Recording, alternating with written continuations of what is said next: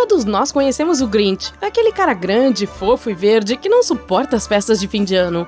O personagem foi criado pelo Dr. Seuss e apareceu pela primeira vez em seu livro em 1957.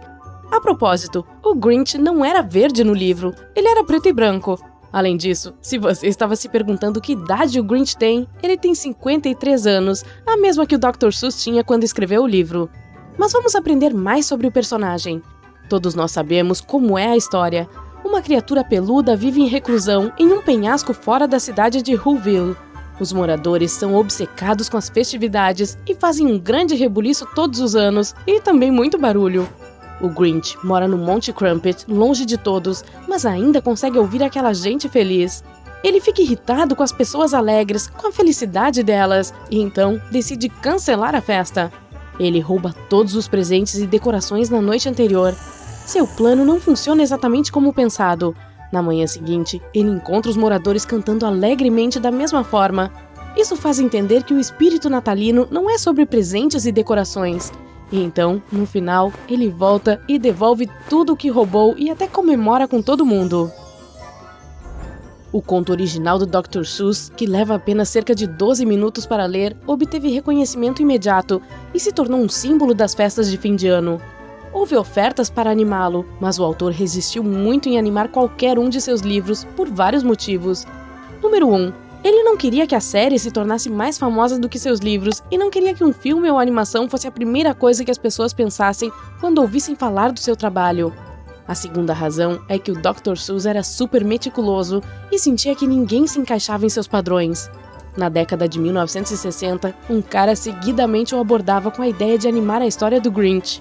Ele era um grande animador, tão perfeccionista quanto o próprio Dr. Seuss, e quebrou o gelo enviando ao autor uma representação incrível de outro personagem famoso do Dr. Seuss, o Gato de Chapéu. Após algumas negociações, Dr. Seuss deu permissão para uma adaptação do Grinch para a TV. 9 anos após a publicação do livro, a primeira adaptação animada para a TV foi ao ar. Dr. Seuss, autor do livro, escreveu as letras de todas as músicas do filme. Além disso, embora Grinch fosse preto e branco no livro, nessa adaptação para a TV, o diretor, inspirado nos carros verdes alugados que havia dirigido, fez ele do mesmo tom de verde. Todos nós pensamos que esse verde deixa o Grinch meio elegante, mesmo que a intenção fosse exatamente o oposto. De qualquer forma, desde então, foi estabelecido que o Grinch seria verde. Além disso, no livro, os moradores de Whoville eram peludos e não usavam roupas. Eles também não tinham sapatos, mas as moradoras de Whoville usavam salto alto. Então, o desenho foi bastante adaptado. A animação foi um sucesso absoluto. Ainda está com 100% na Rotten Tomatoes, afirmando que o filme é uma grande história natalina. O Grinch foi reconhecido como um dos maiores personagens de desenhos animados de todos os tempos. A palavra Grinch agora é usada na linguagem cotidiana em alguns lugares. É assim que as pessoas chamam uma pessoa mal-humorada com espírito antinatalino. Mas as pessoas queriam mais. Os fãs escreviam constantemente para Dr. Seuss pedindo mais conteúdo do Grinch. Em 1977, mais de 20 anos após o lançamento da história original, o autor escreveu um filme de Halloween chamado Halloween is a Grinch Night. A próxima aparição do Grinch foi no famoso filme de ação de 2000, estrelado por Jim Carrey. O filme era tão esperado que a própria Rainha Elizabeth II compareceu à estreia em Londres. O filme recebeu críticas variadas, mas é muito adorado por pessoas de todo o mundo, e o Grinch é uma das atuações mais icônicas do ator. Outros atores que foram considerados para interpretar o Grinch foram Ed Murphy e Jack Nicholson. O papel não foi fácil para Jim Carrey por causa da maquiagem pesada que tinha que usar toda vez que se tornava o Grinch. O primeiro dia de trabalho durou cerca de 8 horas e meia.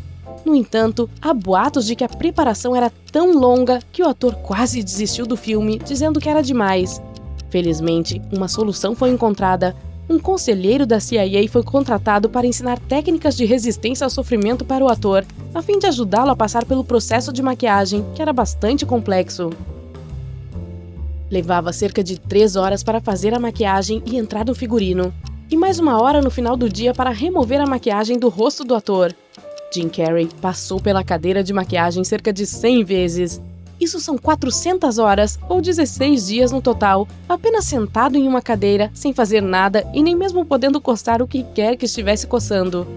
O ator disse que depois de passar por isso tantas vezes, aprendeu a ser uma pessoa mais calma, aconteça o que acontecer. Ainda assim, o caminho para ficar zen não foi fácil. O diretor do filme decidiu apoiá-lo. Um dia, ele se maquiou, vestiu o figurino e passou o dia inteiro dirigindo o set vestido de Grinch. Quando Jim viu o diretor fantasiado pela primeira vez, pensou que fosse um dublê e ficou com raiva, dizendo que o cara não se parecia em nada com ele. Imagine como seria quando dois Grinches estivessem interagindo no set, um mais alto e outro mais baixo. Tenho certeza de que todos ao redor se divertiram muito. A propósito, a pele que é usada no figurino é de pelo de iaque tingido de verde. As lentes amarelas eram importantes para que ninguém reconhecesse Jim Carrey por trás da fantasia e só o Grinch pudesse ser visto. Essas lentes eram o maior problema e doíam muito. Às vezes, Jim Carrey não conseguia suportá-las, então em algumas cenas atuou sem elas, que tiveram que ser adicionadas na pós-produção com imagens de efeitos especiais. Mas o que aconteceu com o Grinch depois do dia em que ele decidiu comemorar com os moradores de Whoville? Ele provavelmente viveu feliz para sempre lá com seus novos amigos. Mas os fãs têm uma teoria até mesmo sobre sua vida após a morte. Dizem que Jack Skellington, do filme de Tim Burton, é o Grinch na vida após a morte. Deixa eu compartilhar alguns fatos. Em primeiro lugar, Tim Burton poderia ter dirigido o filme Grinch de 2000, mas no final, a cadeira do diretor foi dada a Ron Howard. O coração de Grinch ficou 3 vezes maior, simbolizando que ele se tornou uma pessoa melhor, mas também que seu amor pelas festas natalinas supostamente cresceu. Ao que tudo indica, o Grinch adorou a festividade pelo resto da vida. Então, se ele realmente se tornou Jack Skellington na vida após a morte, isso explica a súbita obsessão de Jack com a festa de Natal. Ele não se lembra de sua vida anterior e nem da festa, mas imediatamente fica obcecado por ela, pois seu coração lembra do amor e isso o instiga. Além disso, ambos os personagens têm ajudantes fofos, ambos têm cachorros. O cachorro do Grinch é o Max e o cachorro do Jack se chama Zero. O Zero pode muito possivelmente ser o Max como um cachorro fantasma. Não há confirmação oficial ou mesmo comentário sobre a teoria, mas é uma sugestão interessante. E se o filme existir no mesmo universo, eu diria que é uma forma perfeita de combiná-los. Existe outra teoria dos fãs que possivelmente explica como o Grinch conseguiu seu cachorro. Como sabemos, o Grinch mora no Monte Crumpet, nos arredores de Whoville. Todos os anos, ele recebe presentes rejeitados da cidade, que os moradores jogam na lixeira.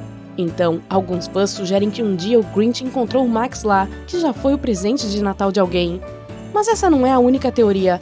O Grinch ocasionalmente visita o correio na cidade, então ele pode ter pego Max, que estava preso em algum lugar por lá, em uma dessas idas. Outra história não oficial chamada Grinch Encontra Seu Max, publicada em 1998, conta como o cachorro se perdeu no Monte Crumpet e Grinch o encontrou lá e o levou para casa. Ambos os desajeitados se encontraram e isso é o mais importante.